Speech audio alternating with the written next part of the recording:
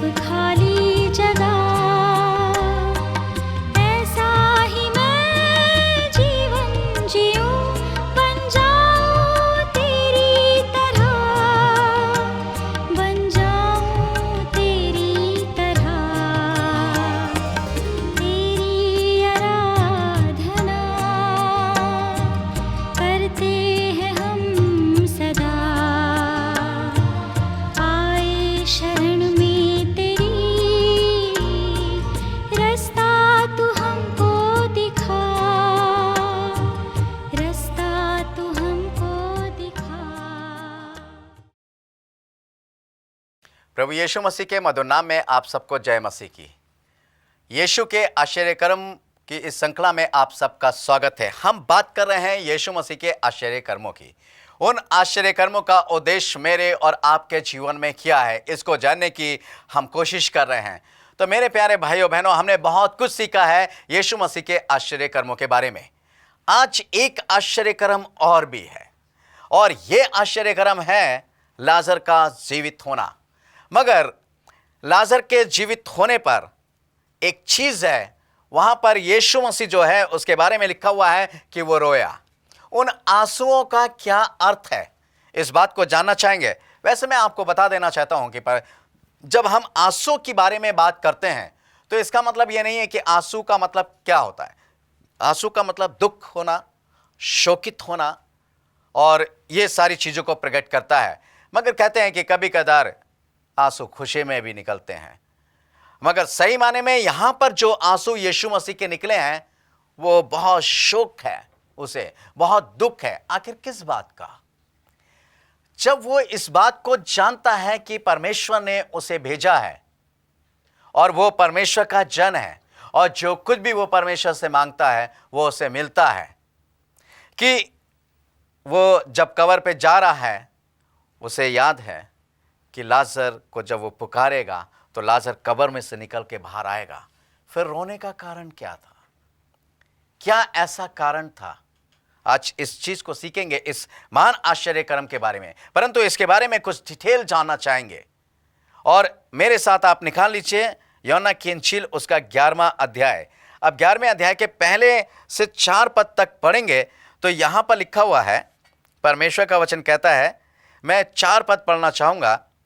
ये सुनकर यीशु ने कहा, यह बीमारी मृत्यु की नहीं है, परंतु परमेश्वर की महिमा के लिए है, कि उसके द्वारा परमेश्वर के पुत्र की महिमा हो। जी हाँ, मरियम, मार्था और लाजर ये तीनों भाई बहन थे, और यीशु मसीह इनसे बहुत प्यार करता था, और ये भी यीशु मसीह से प्यार करते थे। जब लाजर बीमार पड़ गया और यीशु मसीह के पास ये संदेशा गया कि लाजर बीमार है, तो वो ये कहने लगा कि ये जो बीमारी है ये मृत्यु की नहीं है, बल्कि ये इसलिए आई है ताकि यीशु मसीह की, परमेश्वर के द्वारा यीशु मसीह की, यानी परमेश्वर के पुत्र की महिमा होने पाए। और जानते हैं वो क्या कहता है आगे जब आप पढ़ेंगे 5-6 पद में, यीशु मार्था और उसकी बहन और लाजर से प्रेम रखता था। फिर भी जब उसने सुना कि वे बीमार है, तो जिस स्थान पर वह था वहाँ 2 दिन और ठहर गया। बड़ी अजीब सी बात लगती है देखने पर। अगर हमारा कोई प्रियजन बहुत बीमार है और हमारे पास ये संदेशा भेजा जाए, और हमारे पास समय है, हमारे पास जाने का पूरा मौका भी है, और यदि हम ना जाएं तो क्या कारण हो सकता है? मान लीजिए हमारे पास कोई ऐसा कारण नहीं है रुकने का, मगर हमारा जो मित्र का संदेश आया है, या हमारे पास जो प्रियजन का संदेश आया है कि वो अति बीमार है, तो मेरे प्यारे भाइयों बहनों, हम उसको देखने जाएंगे। मगर यहां पर यीशु मसीह, जिसके बारे में लिखा है कि वो मार्था, मरियम और लाजर से प्रेम करता था, जब उसने सुना कि लाजर बीमार है तो वो 2 दिन और वहीं ठहर गया। कोई ना कोई तो बात है, खूबी है, क्योंकि उसने पहले ही कहा कि ये जो बीमारी है ये मृत्यु की नहीं है, बल्कि इसलिए है कि परमेश्वर के पुत्र की महिमा होने पाए। वो इसलिए रुक गया कि उस बीमारी के कारण लाजर मर जाए, क्योंकि लाजर यदि जीवित रहता और वो जाता तो वो चंगा हो जाता। मगर चंगाई उसने बहुतों को दी, बहुत से लोगों को चंगाई दी। वो ये चाहता था कि ये लाजर जो है जब मर जाए और इसे मैं कब्र में से पुकारूं तो वो निकल के बाहर आ जाए। ये एक बहुत बड़ी बात थी और एक बहुत बड़ा आश्चर्यक्रम था, जिसको देखकर बहुत से लोगों के विश्वास में परिवर्तन होता और परिवर्तन होने जा रहा था। और यीशु मसीह बहुत से लोगों के जीवन को इस महान आश्चर्यक्रम के द्वारा बदलना चाहता था, उनके जीवन में परिवर्तन लाना चाहता था, उनकी सोच को बदलना चाहता था। इसलिए जब उसने अपने प्रिय मित्र की बीमारी के बारे में भी सुना तो वो नहीं गया। उसने कहा लाजर को मर जाने दीजिए। जब वो जाएगा तो इसी लाजर के द्वारा परमेश्वर की महिमा होगी, बहुत से जीवनों में परिवर्तन होगा, बहुत से जीवन जो है बदलने पाएंगे। मेरे प्यारे भाइयों बहनों, आज बहुत से आश्चर्यक्रम मेरे और आपके परिवार में होते हैं, मेरे और आपके जीवन में होते हैं, और हम देखते भी हैं और हम सुनते भी हैं कि यीशु मसीह ने कैसे कैसे आश्चर्यक्रम किए। मगर इसके बावजूद भी हमारे जीवन में कोई परिवर्तन नहीं होता है। आज के इस अंतिम युग के लोगों में किसी भी प्रकार का परिवर्तन नहीं होता है। बड़े अफसोस की बात होती है।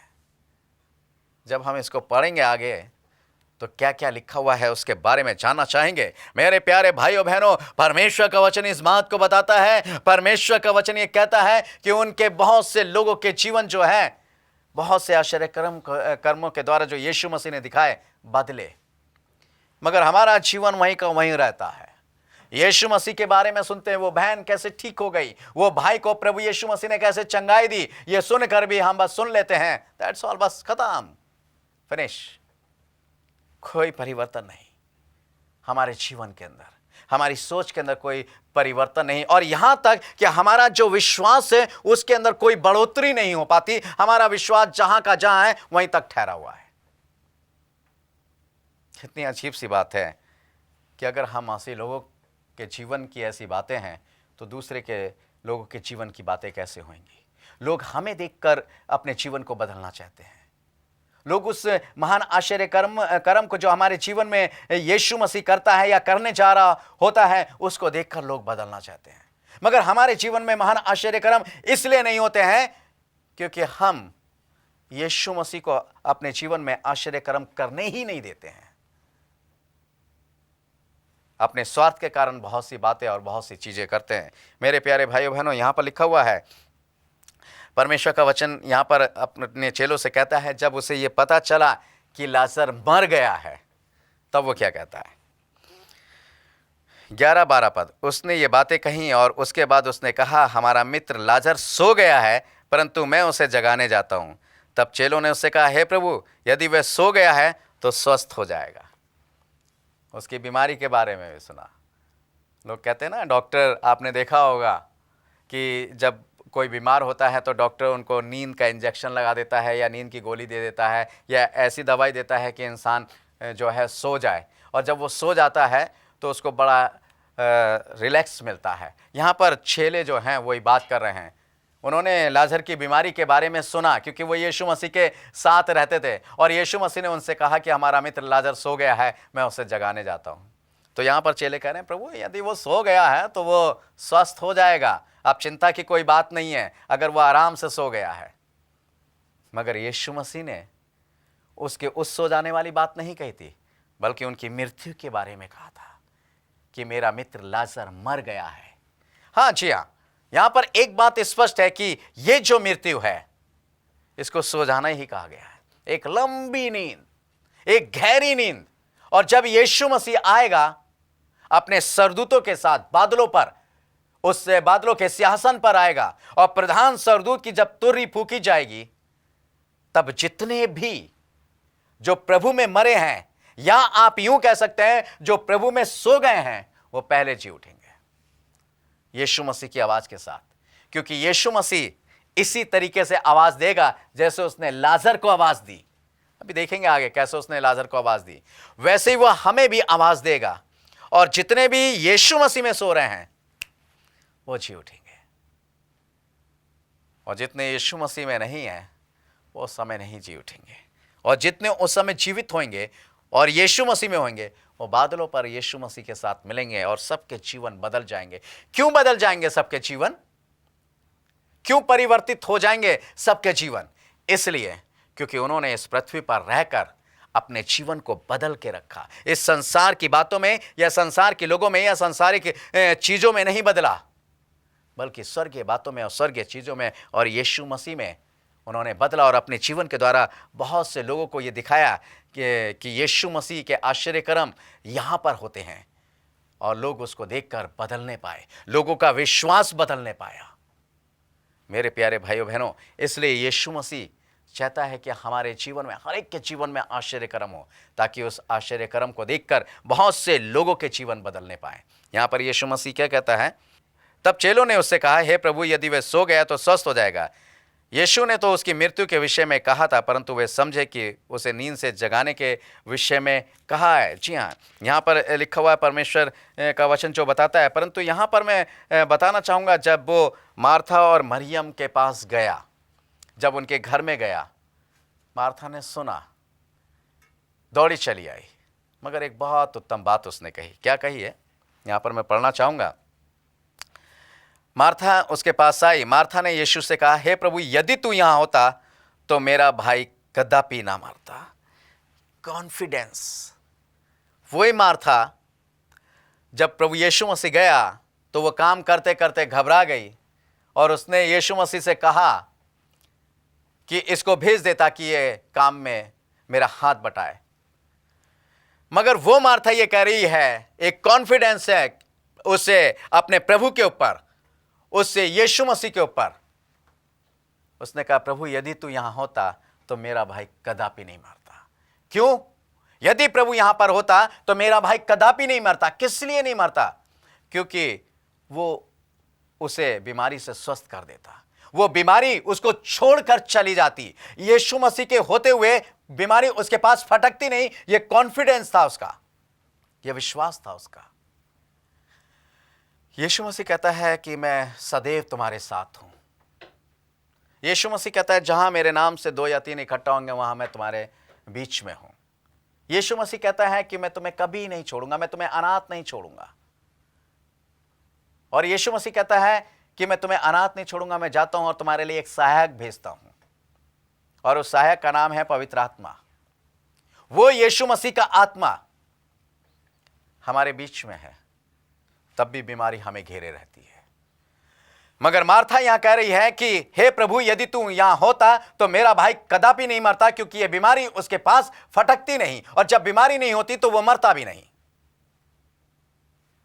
आज यीशु मसीह हमारे पास है, यीशु मसीह का आत्मा हमारे पास है, उसके बावजूद भी बीमारियां, मुसीबतें, परेशानियां, ये सब हमें घेरे रहती हैं। क्यों?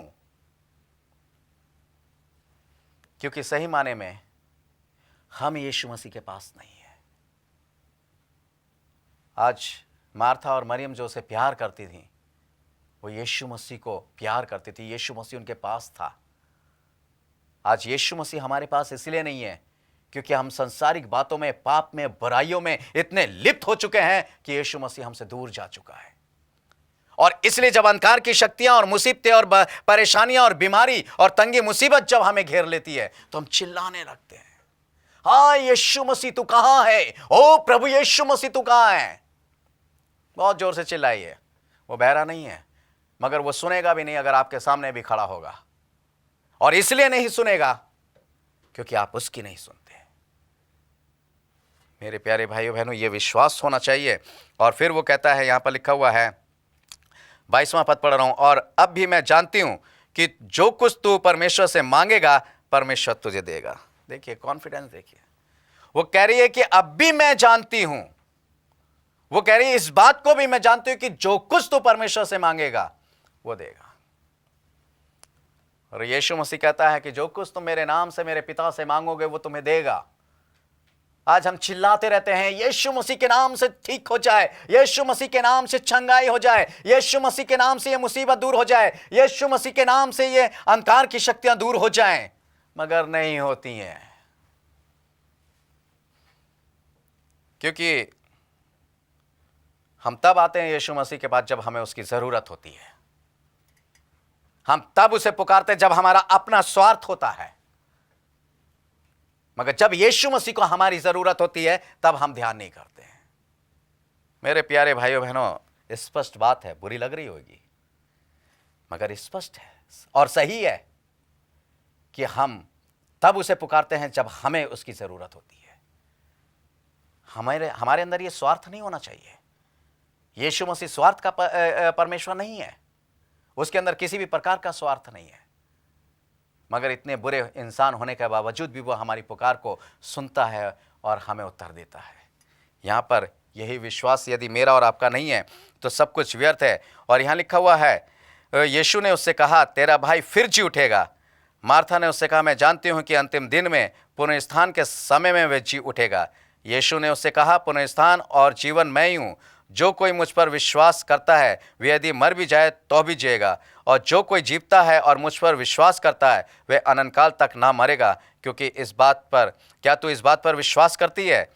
उसने उससे कहा, हाँ हे प्रभु, मैं विश्वास करती हूँ कि परमेश्वर का पुत्र मसीह जो जगत में आने वाला था वह तू ही है। वो विश्वास करती, मार्था कहती है। यीशु मसीह ने कहा, पुनरुत्थान और जीवन मैं हूं, यदि कोई मर भी जाएगा तो वो जी उठेगा। उसने कहा वो फिर से, तेरा भाई फिर से जी उठेगा। मार्था ने इस बात पे विश्वास किया, हाँ जो परमेश्वर का पुत्र मसीह जो आने वाला था वो तू ही है। कॉन्फिडेंस के साथ उसने इस बात को, बड़े आत्मविश्वास के साथ उसने इस बात को स्वीकार किया। और परमेश्वर का वचन ये बताता है कि जब वो और पास में पहुंचा तो मरियम उससे मिलने आई। मरियम ने भी उससे ये कहा, प्रभु यदि तू यहाँ होता तो मेरा भाई कदापि नहीं मरता। मरियम से भी उसने यही बात करी। उस मरियम ने भी वैसे ही उस पर विश्वास किया। मगर यीशु मसीह जब लाजर के पास गया है, परमेश्वर का वचन इस बात को बताता है कि जब लाजर के पास गया, लिखा है 38 और 39 पद, यीशु मन में फिर बहुत ही उदास होकर कब्र पर आया। वे एक गुफा थी और पत्थर उस पर रखा था। यीशु ने उससे कहा, पत्थर हटाओ। वे मरे हुओं की बहन मार्था उससे कहने लगी, हे प्रभु, उसमें अब तो दुर्गंध आती है, क्योंकि उसे मरे हुए 4 दिन हो गए हैं। फिर यहाँ पर यीशु मसीह इनको ये बताता है कि उस पत्थर को उठाओ। क्या मैंने तुझसे नहीं कहा था कि जो तू विश्वास करेगी तो वैसे ही होगी। और यहाँ पर परमेश्वर का वचन इस बात को बताता है कि जब वो वहाँ पर पहुँचा, कब्र पर पहुँचा, तो लिखा है परमेश्वर का वचन 35वें पद में कहता है, यीशु रोया। वहाँ पर वो उसके आंसू निकलने लगे। किस बात के लिए आंसू निकलने लगे?